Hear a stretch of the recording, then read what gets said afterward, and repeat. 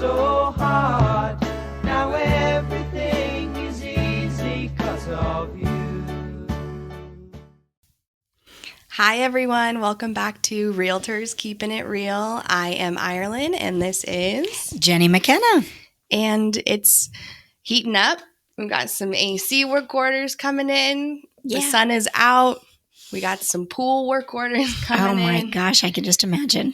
So it's not too hot yet, but some people are still dealing with the colder weather, but we're up to the 80s now at this point in Vegas. Yeah, I imagine that everybody that's on the East Coast wishes that they could have the sunshine like we've been having and hit 77, 78, which is funny because when it did get close to 80, I was like, oh my gosh, turn on the AC. It's so hot. But well, we're glad that you joined us for Thoughts for Rent. And a lot of what we talk about is just property management, real estate, life in general. I think the biggest thing is we like to, as Ireland said, keep it real. And we're just going to keep it real. And what I wanted to talk about today, or at least start our conversation, when I went to NARPUM last week at Colorado Springs, which, by the way, stayed at the Broadmoor. Oh my gosh. I have heard of the Broadmoor for years and years. I actually skated at the ice arena there as a competitor.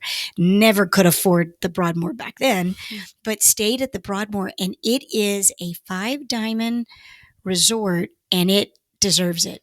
It's incredible. If you want to ever go and just experience good customer service in restaurant, in housekeeping, in the grounds, you name it, they have knocked it out of the park.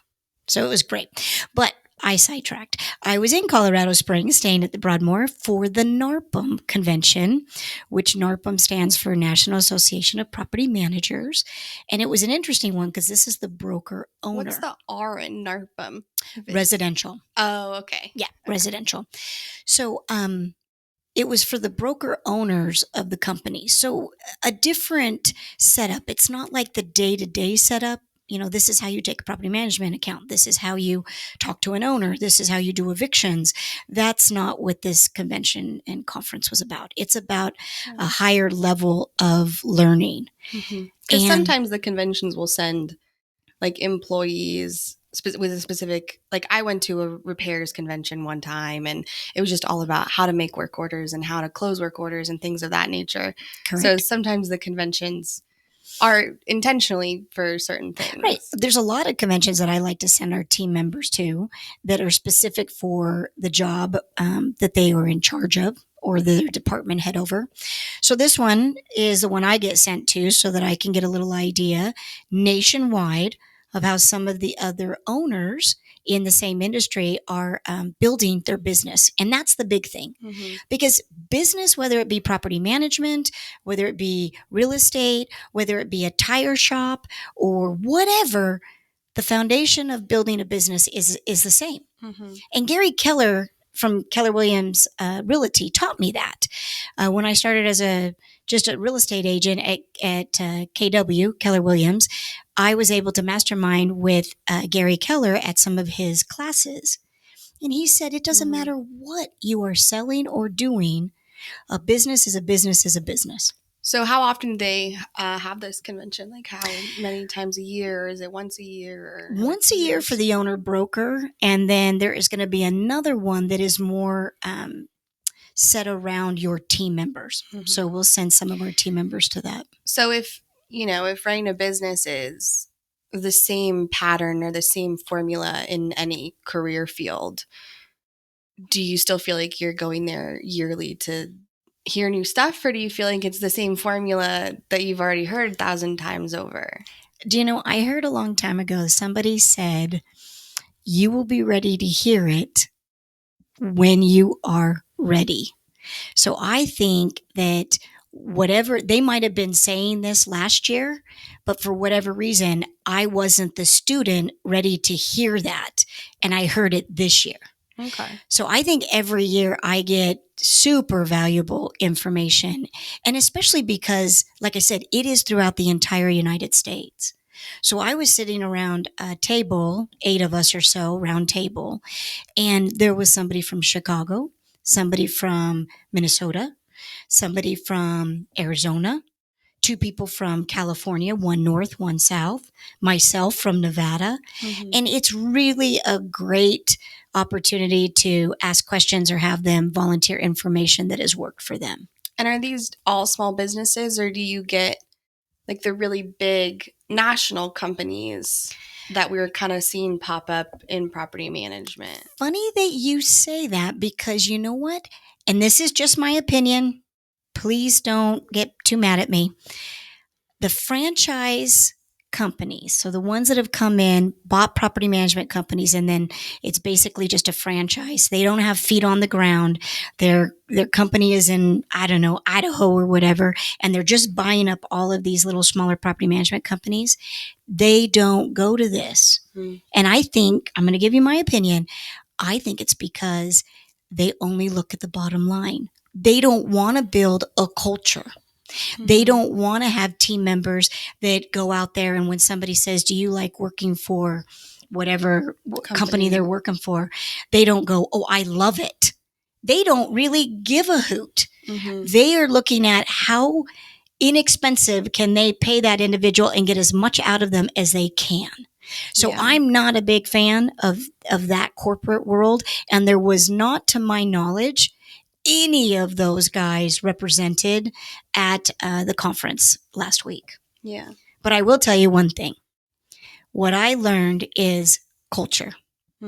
Your business, no matter what it is, needs to have values. Values that every single one of the team members has bought into, believe, and your entire organization needs to live and die by that value system. Yeah. And I know last year, not even realizing this was going to be the big topic at the conference this year, last year we decided to create our own value cultural system. Because you had one previously, but it was kind of like, you can tell it was in the back end. Or I it was stole it. like, yeah. I stole it from Keller Williams. It was the Y4C2Ts, right? And I brought it in and I was like, okay, team, we're going to be Y4C2Ts and it's win-win or no deal and I for integrity and, all of that really cool stuff. And hey, there's nothing wrong with it. I love all that. But it didn't resonate maybe with every single one of our team members. So that's why I sat down and said, okay, guys, what is the one thing that we always want to do each and every day when you come to work? Yeah. And that came to Elevate. And why did we pick Elevate? We chose Elevate because it was a matter of we're always trying to rise to the occasion in customer service, in the overall value of the properties that we manage, in how quickly we're responding or how effective our repairs are. And so there's always this underlining expectation of here's where we are and let's elevate it to the next step. And I noticed that as I walked around the office, it was our normal vocabulary. That word constantly was being used. Hey, so-and-so, I think to elevate that, we should do it this way. Or the process is great, but man, if we just wanted to elevate it, we could do this. So it was a normal word that was being used throughout the entire company. And so I thought, you know what? Why not use elevate? And then we'll take every letter of that word and we'll attach something to it that means something to us as a company. So that's what we did. And it was fun because I was able to talk about that with everyone at the mastermind. And they're like, oh, yeah, that sounds great. That's so cool. I've been using this one that I got from a main company out of Colorado and blah, blah, blah. So it resonated with them that making it a little more personal, you would get a little bit bigger buy-in from your team members. And I think that's what it's done for our company. So why don't you talk a little bit about what we did once we had elevate as the word? Yeah, so once we had elevate as the word, we kind of took each letter and we thought, what's something that we could attach to make a acronym out of this? And then we kind of presented a couple options to the team. And that's also how we made it even more personalized, is that we took some options and we made some final votes. Because, you got 3 E's in Elevate. So we had a lot of options to choose from. And so to make it more personal, we did take it to the team. And the team ended up getting to choose those final, more specific breakdowns of each letter. So it ended up being enhance, love what you do, excellence, vigilance, authenticity, teamwork, and every client matters. So we elevate at all times, and the way that we elevate at all times is by focusing on those 7 characteristics.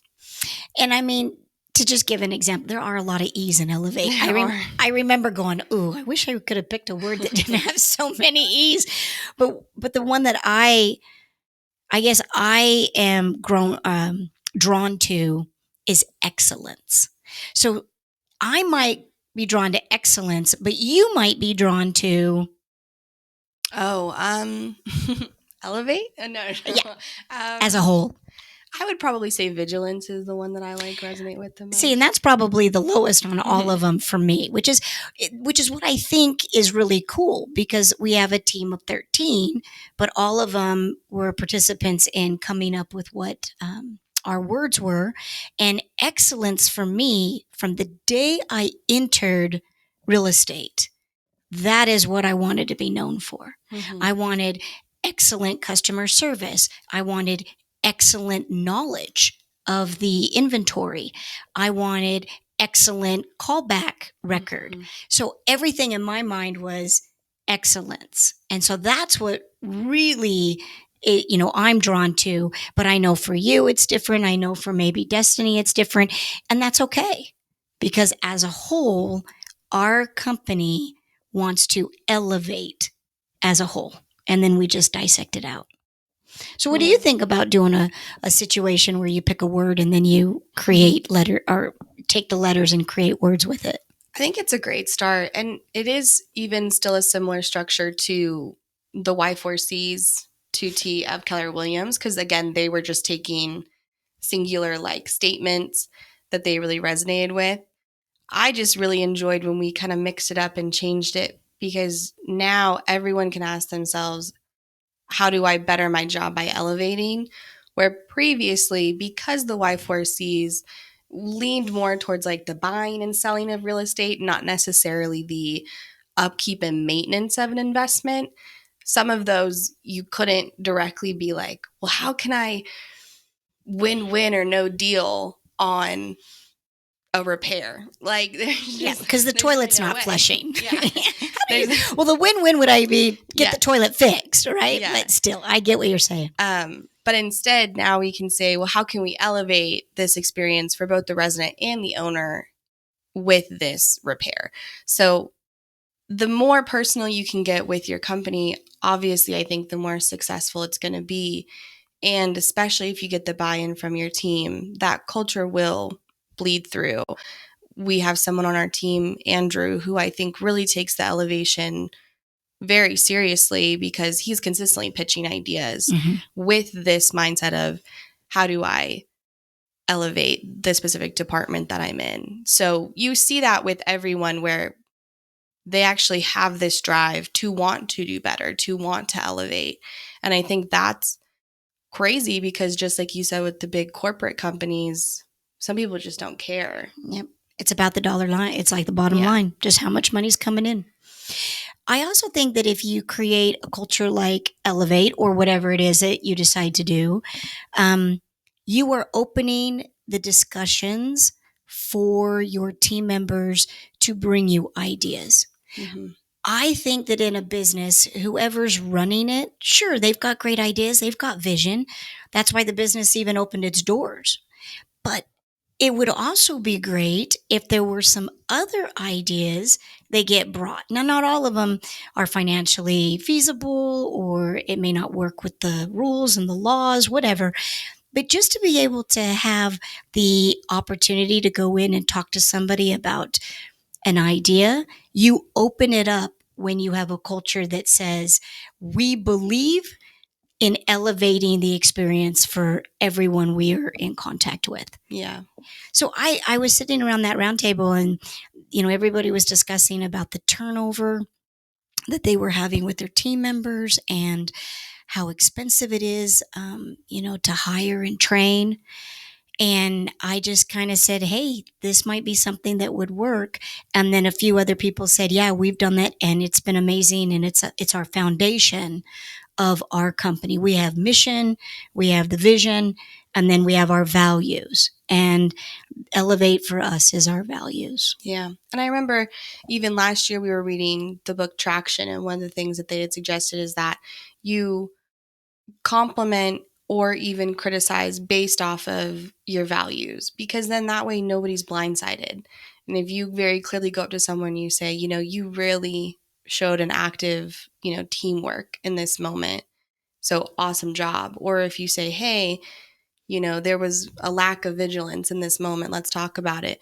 No one's shocked by that. And I thought that was in small businesses, it's easy to step over a boundary or step over a line or get confused because not everything's written down or it's not handed to you. But putting down a mission and putting down the values, it's like, this is what we follow.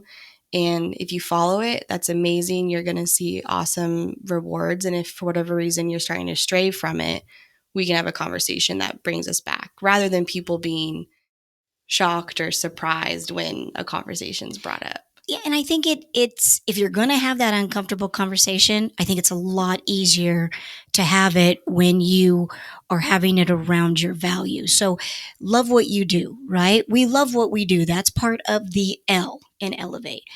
If somebody comes in the morning and they're just down in the dumps, right? They're the Debbie Downer, or you go to them and they give you a little bit of, attitude. Well, that's not displaying loving what you're doing.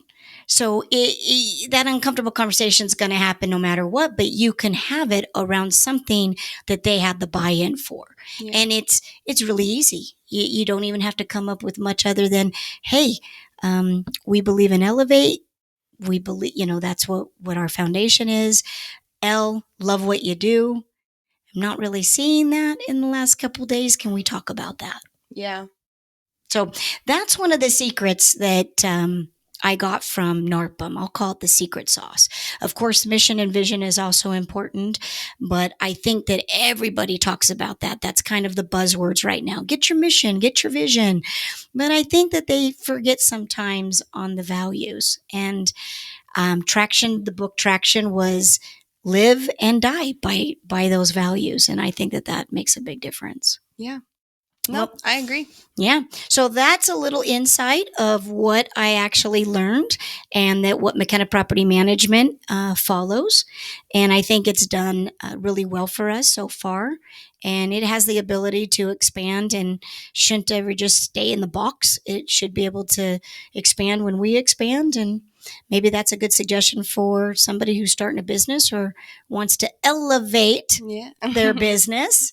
They can incorporate something like that. And one way that you've decided in this year that you want to elevate the business is through this podcast, which is very exciting. So even the smallest, not that this podcast is a small thing, but even the passion projects or the small changes or things of that nature, there's always a way to elevate. So we're going to keep elevating in office. We're also going to keep elevating on this podcast too. Max is very heavily discussing not holding the mics anymore. I know. So maybe the next step in elevating the podcast will be some stands that we can put the mics on, and then you guys will know that we've been elevating behind the scenes. I think that they'll be watching as they started from the beginning of Thoughts for Rent till I would say a year from now. There's probably going to be tons of changes to our podcast, because like anything, when you do it, you learn from it. And Ireland and I are on the path of bettering whatever it is that we do. And so, I'm sure podcast will be involved in that. Yeah.